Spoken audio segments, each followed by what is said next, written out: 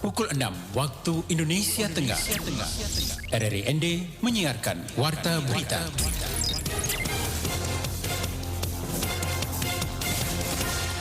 Selamat pagi saudara, Anda kembali mendengarkan Warta Berita Daerah edisi pagi ini, Rabu 13 Juli 2022. Sari Berita.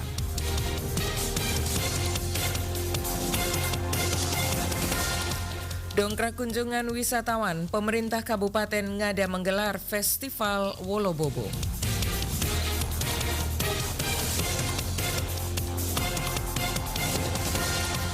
Pemerintah Belanda menghibahkan dana untuk membangun jembatan Pancasila Palmerah di Kabupaten Flores Timur.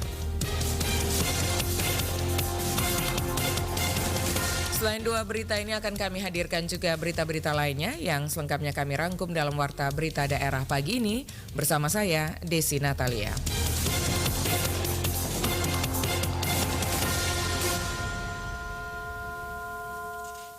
Saudara, kita mulai berita pertama. Untuk mendongkrak kunjungan wisatawan, pemerintah Kabupaten Ngada menggelar Festival Wolobobo.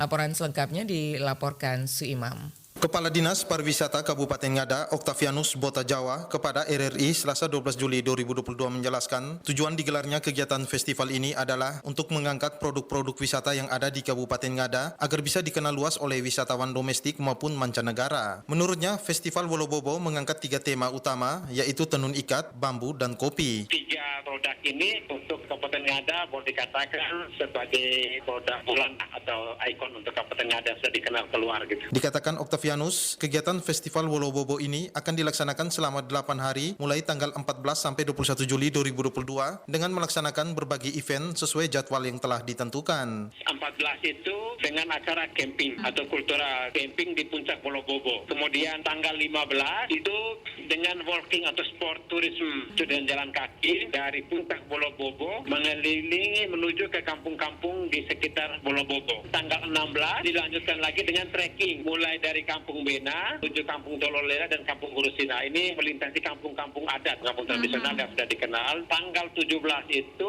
pembukaan art market. Nah, art market ini yang untuk mempresentasikan seperti produk-produk unggulan tadi, ada bambu, ada kopi, ada tenun. Pembukaan itu diawali dengan karnaval budaya dengan para peserta dengan mengenakan pakaian adat khas Bajawa menuju ke lapangan Kartini. Kegiatan sampai tanggal 21. Ia melanjutkan, dalam kegiatan ini pihaknya berkolaborasi dengan melibatkan komunitas UMKM yang ada di Kabupaten Ngada. Ditambahkan untuk ke depan diharapkan komunitas-komunitas UMKM yang sudah tergabung dalam festival ini bisa menyelenggarakan event secara menyendiri dengan baik. Dari Kabupaten Ngada kita menuju ke Kabupaten Flores Timur untuk membangun jembatan Pancasila Palmerah yang menghubungkan Kota Larantuka, Pulau Flores dan Pulau Adonara, Kabupaten Flores Timur. Pemerintah Belanda telah menyiapkan dana hibah sebesar 25 atau 25 juta US dollar atau sekitar 375 miliar rupiah dengan kurs rupiah 15.000 rupiah. Laporan disampaikan Veranda Garus. Dari hasil penelitian di Selat Larantuka, lebih tepatnya di Selat Gonsalu, terdapat potensi tenaga listrik sehingga dana sebesar 25 juta US dollar itu adalah dana hibah bersyarat, yakni hibahnya dikasih tapi jembatannya harus dibangun dan dipasang turbin dengan teknologi yang dikembangkan oleh Belanda. Dengan adanya agreement antara pemerintah Indonesia dan Belanda, maka proyek tersebut akan lebih mudah dilaksanakan. Dokumen untuk mendukung pelaksanaan pembangunan tersebut telah disiapkan sambil menunggu kontrak dengan PLN yang rencananya akan di-launching pada bulan November 2022 mendatang. Demikian disampaikan Kadis PUPR Kabupaten Flores Timur Yohanes Brekman Subantukan STMT kepada RRI Selasa kemarin. Jadi ini jembatan tersendiri itu menjadi media untuk menggantung daripada turbin tersebut, dan kalau kita mau bilang itu listrik itu dijual oleh Telebrid kepada PLN, dan sekarang ini kan progres terakhir itu masih harus ada kesepakatan antara Telebrid dan PLN soal harga listrik itu. Kalau harga tersebut itu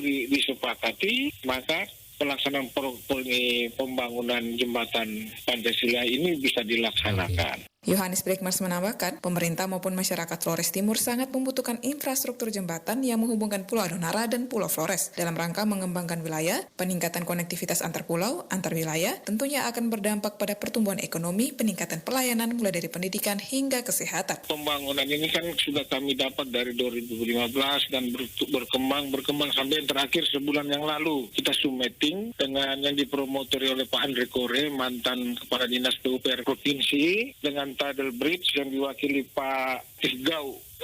Di situ baru kita tahu berapa yang Tidal Bridge dalam hari ini di Belanda itu rencana besar biaya untuk pembangunan jembatan Palmera, jembatan Pancasila ini.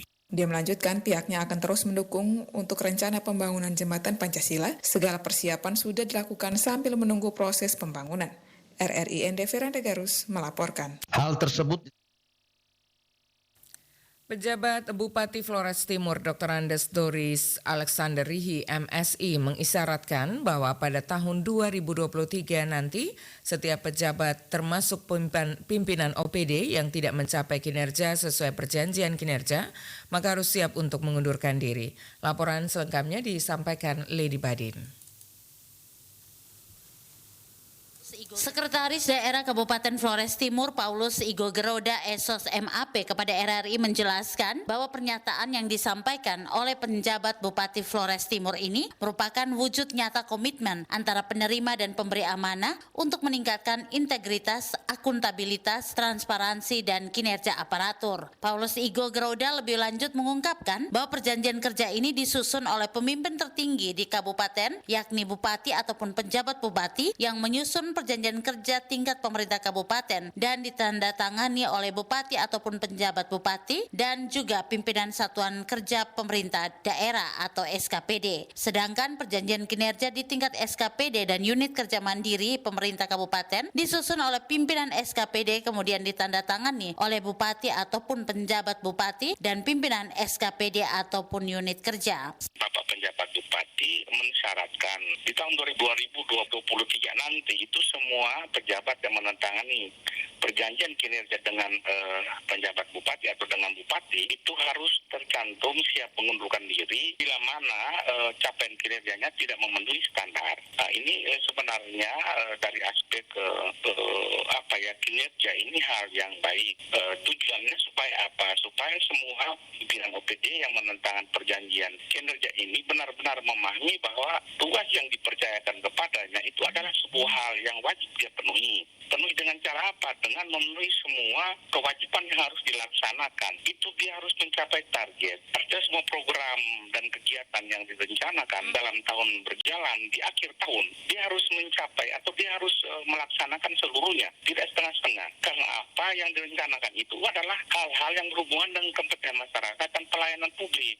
Ya saya pikir hal yang baik lah yang kita harus memberi apresiasi bahwa kita tidak sekarang tanda tangan sebuah hal rutinitas setiap tahun kita tantangan perjanjian kinerja, tetapi hal-hal yang lebih mengikat adalah ketika Anda tidak mencapai target, ya Anda harus siap mengundurkan diri. Sekda Flotim tersebut juga menjelaskan bahwa penyesuaian perjanjian kinerja tahun 2022 ini dilakukan untuk 30 organisasi perangkat daerah di Flores Timur yang sudah menyiapkan dokumen penyesuaian kinerja untuk ditandatangani. Itu semua pimpinan OPD kan harus menandatangani perjanjian kinerja perubahan akibat dari adanya pergantian pimpinan daerah di masa transisi ini. Maka perjanjian kinerja yang sebelumnya pimpinan OPD menandatangannya dengan kepala daerah yang sudah berakhir masa jabatan, dengan pergantian ini maka perjanjian kinerja harus dibuat lagi untuk ditandatangani oleh Bapak penjabat bupati. Kemudian ini juga masih akan terus lagi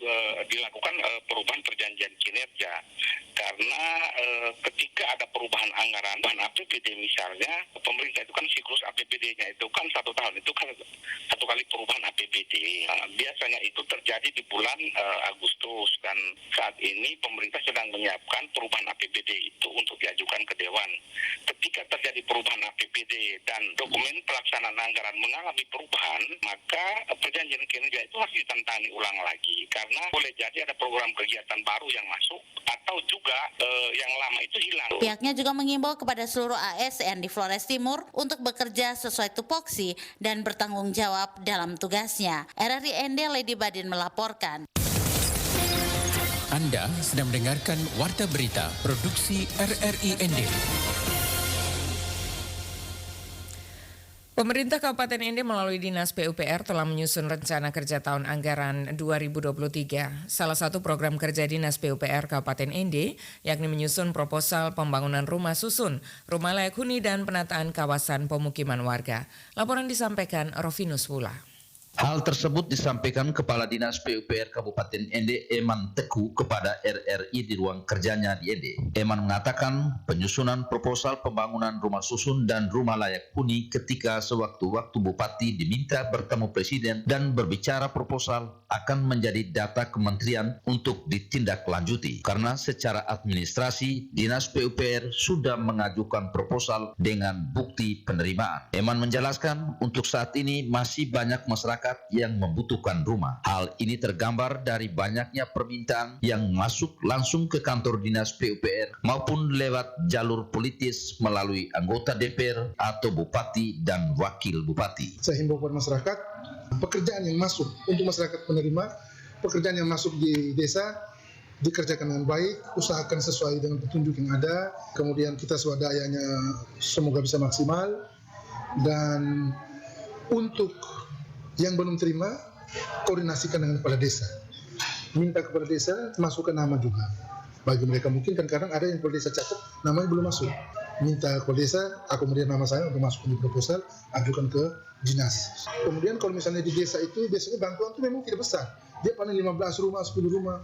Nah kalau misalnya kepala desa ajukan masyarakatnya ada misalnya 80 rumah, kemudian baru tahun ini 10 orang, ya itu karena kemampuan daerah. Jangan dulu kecewa. Kita berharap banyak, semoga ke depan tahun berikutnya ada lagi. Eman mengatakan Dinas PUPR Kabupaten Ende telah mendorong para kepala desa untuk mendata semua rumah warga yang tidak layak huni untuk dikonversi menjadi rumah layak huni, dan juga semua KK yang belum memiliki rumah, masing-masing desa diminta untuk masukkan data ajukan ke dalam bentuk proposal. Lanjut Eman, saat ini ada 285 desa dan kelurahan di Kabupaten Ende, sudah hampir 200-an desa yang telah mengajukan proposal rumah layak huni ke dinas. Selanjutnya dinas juga telah menghimpun data tersebut ke data Sibaru atau aplikasi Sibaru oleh pemerintah pusat dan pemerintah provinsi sesuai kebutuhan yang ada di daerah. RRI Ende Rovinus Wula melaporkan.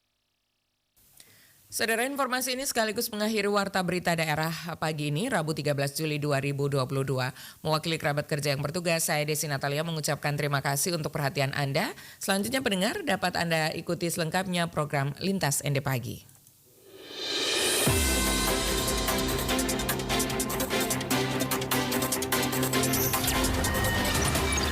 Terima kasih. Anda telah mendengarkan Warta Berita Produksi RRI ND.